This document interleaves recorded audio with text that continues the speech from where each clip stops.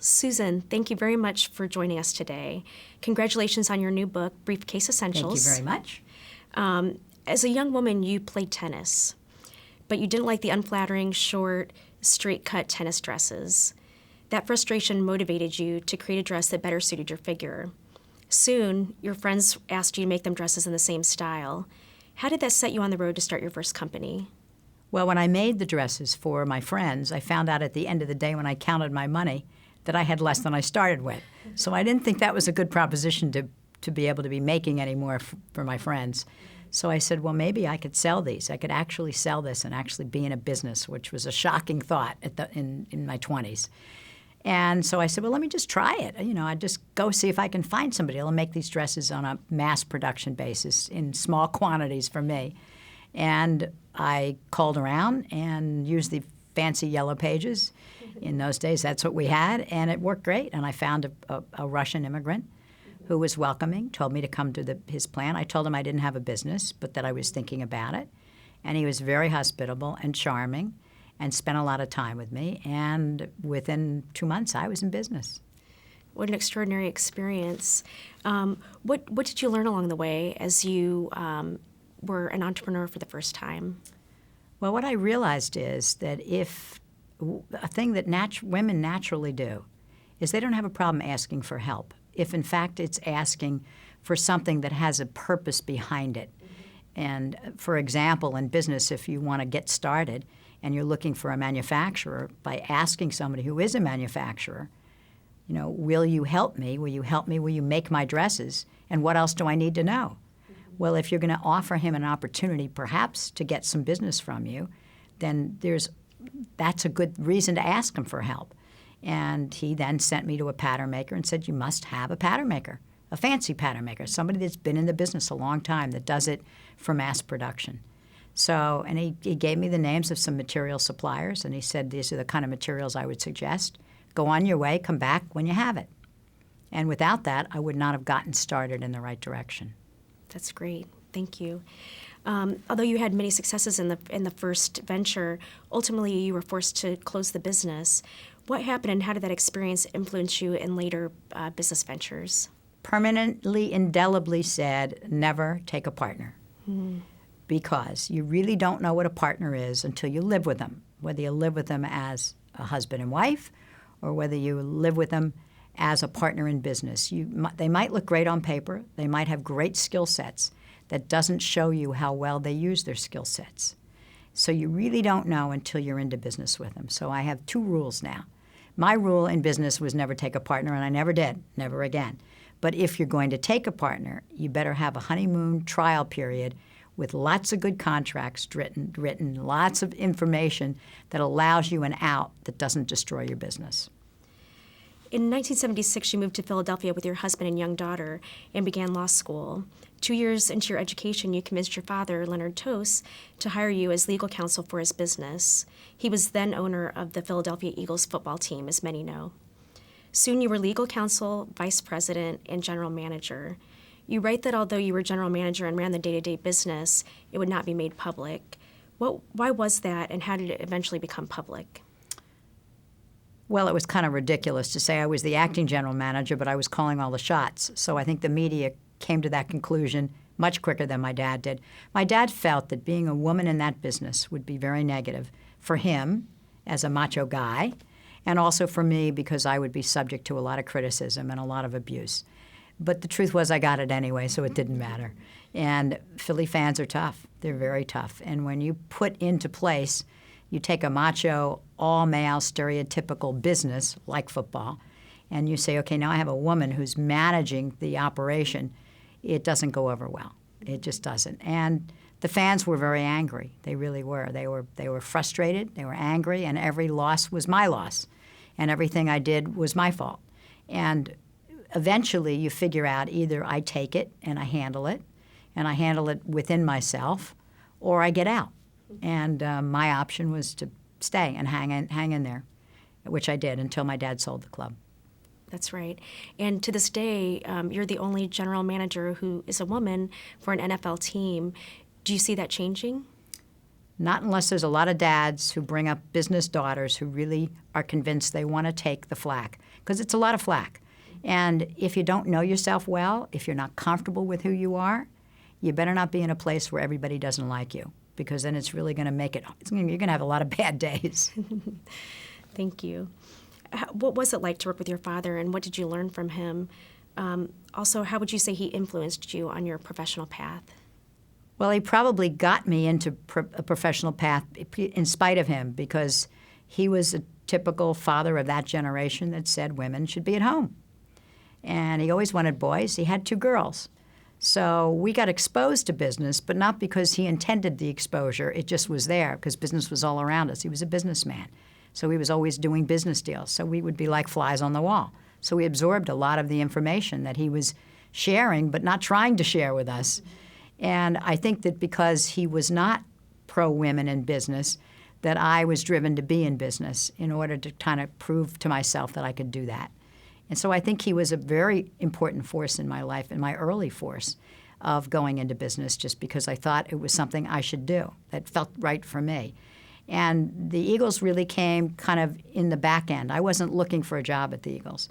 I went to law school because I had a fight with my partner in my first business and said, I'm never going to let that happen again.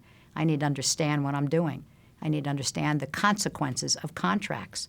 If they're poorly written, it can get you in a heap of trouble. And I didn't want that to happen again. So I went to law school to get the education so I could have that discipline. But I really wanted to be back in business. But at the time when we moved back to Philadelphia, because I went to Villanova Law School, my dad was in the same neighborhood that I was. We hadn't been together in maybe 15 years. And as a result of that, I got to see him more often than I did over the 15 years. Not a lot, but once in a while. And I happened to ask him one day at dinner what law firm was he using and how much was he spending, because the team was always losing money. So he said, I'm using the largest firm in town, and I'm using the senior partner. So I said, that has to be a lot of bucks. He said, it is. So I said to him, I'll do it for $50,000 a year. He said, fine, when can you start? How about tomorrow? Because I told him that the kind of law that was necessary at a professional football team was really very basic law. It was something that a first or second year lawyer could do. It wasn't complicated law, because the big complicated lawsuits were handled by the National Football League. So I was able to kind of bluff my way through that for a year or two. And while I was there, the business side of me really kicked in, because I was very interested in how he was running the business and what he was doing and how he was doing it. So I did a lot of research, and I paid a lot of attention to what was going on. And I would go in and talk to my dad when he was in the office. He usually came in late in the afternoon and say, Dad, do you know that such and such is where you're spending money for such and such?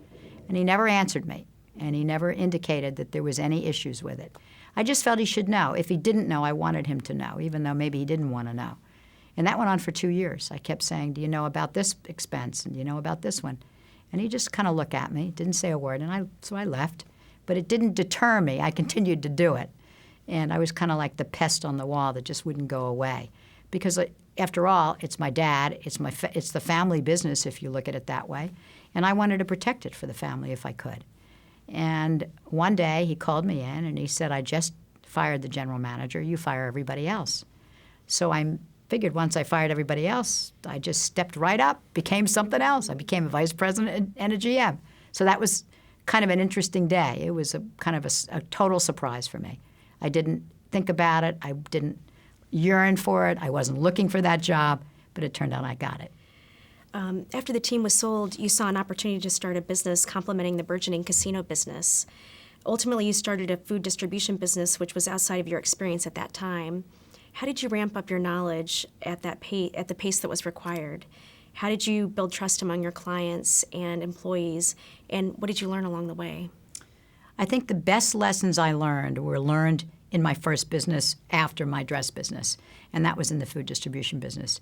You can take a business you know nothing about, and if you're a good study, and if you're smart, and if you're driven and determined, you can learn an awful lot about that business. And that's what I did. I studied every product that I thought would be possible to sell to the casinos. And one of the buyers of one of the casinos gave me his purchase book. So it was a couple thousand pages of what he bought and how much he spent and what the wholesale price was. So it was like getting a college degree in food distribution. So I studied it. It took me about 3-4 months to really study it and understand the items.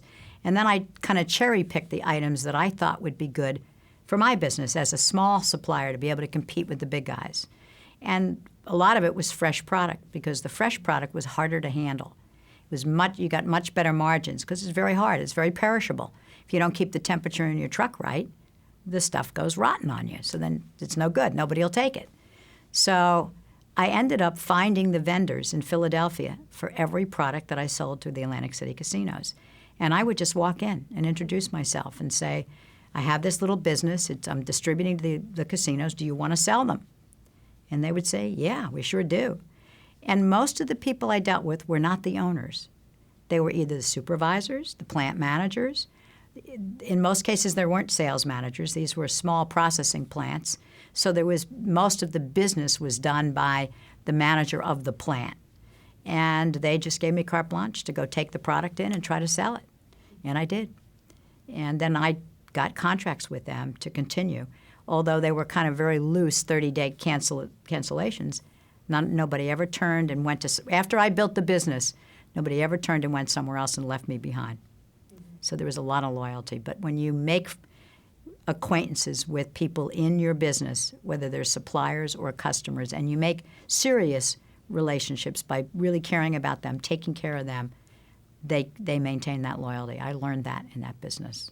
It's interesting. One of the ways that you built loyalty, I think, in reading your story was that you sometimes challenged the way that things have been done. So I think of when a product had come in and there was a question about the weight, you rolled up your sleeves and dived right in and got the answers that you wanted.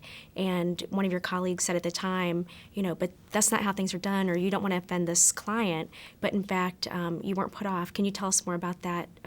Well, I think when you're an outsider in a business and you're determined to make it successful, you don't take what the traditional thought is about what is possible, what isn't possible. You kind of check it out yourself because it doesn't make sense to you. If somebody says to me, you can't weigh that because we don't have a big enough scale, I then use a lot of little scales. I mean, it seems so logical to me. And because I was an outsider, I was able to question it easier than somebody that had been in the business and said, this is the way we always do it, so I guess that's the way we'll do it. I didn't know. I didn't know the meat business. So I came in as a complete novice, and therefore I questioned everything.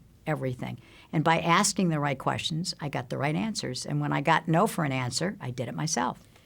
Do you think that workplaces still discriminate against women in terms of promotions, penalties for taking time off for child rearing, and so on? Absolutely. Unfortunately, absolutely. Not every business and not every category of business, but generally there continues to be the stereotype of what a woman is in terms of a businesswoman, what her skill sets are, what her talents are, what her short points are, and the word leadership never comes into play when we talk about women. And that's one of the biggest problems that I see is why is it that men don't think that women can be leaders? They can be.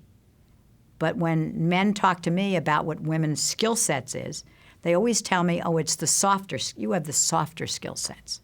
So I said, softer? What does that mean? And what they mean by that is, this is what they usually tell me. Well, women are multitaskers. They can feed a baby, they can make dinner, and they can talk on the phone all at the same time.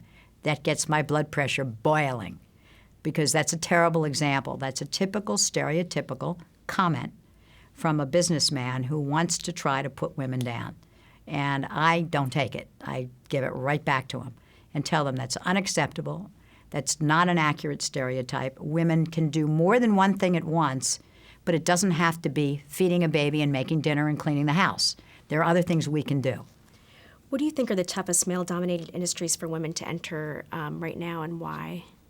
Well, it's interesting. Last night at a seminar that I did, Arthur Miller, who's a noted legal historian and lawyer, said that he thought that now there's a level playing field for women in the legal profession.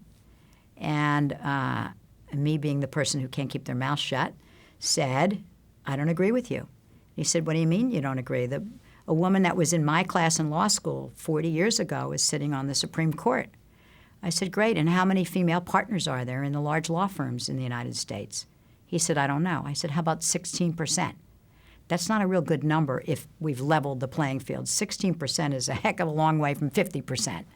So I think it's almost in every profession where there's a bastion of male dominance, it is very slow for them to make a change. And I think that's because they take advantage of women, because women tend to be more passive, much less aggressive, much less out front in terms of what they feel their skill sets are, what they feel they've accomplished. And if you took a male law student, and it could be anybody, and you took a female law student, and they both, day one, go to a large firm, on day two, the male former law student is on the door of the senior partner saying, look what I did today. I did 6 of these. I built this. I built that. Every day they're promoting themselves. What are women doing? They're doing their work diligently and doing it beautifully, and they're getting a gold star, but that gold star doesn't mean anything. Unless they're in there at the same level, pushing the same information and making sure that the senior partner knows the kind of work they're contributing, they will not get partnership or anything else. So that's really the message that I have for women is stand up, let people know you're around. Don't be afraid. It's not bragging to say, I've done this, this, this, and this. It's selling. You're selling yourself, and you're selling yourself in a positive light. Because if you don't sell yourself, nobody else will.